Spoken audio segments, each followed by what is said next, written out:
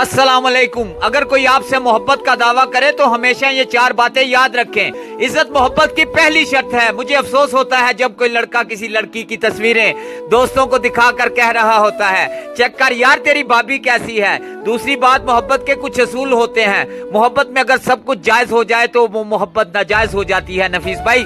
तीसरी बात, मोहब्बत को अल्फाज से नहीं अमाल से परखा जाता है। मोहब्बत कुर्बानी का दूसरा नाम है, इसलिए सिर्फ दावे ना देखें, अमलन उसने मुस्तकबिल के लिए आपके लिए क्या हिकमत अमली अपनाई है वो देखें। चौथी बात, अगर कोई आपसे मोहब्बत का दावा करे तो उसे कहें जनाब जात बरादरी देख लीजिए, अपने अम्मा अब्बा को भी ये भी बता दीजिए।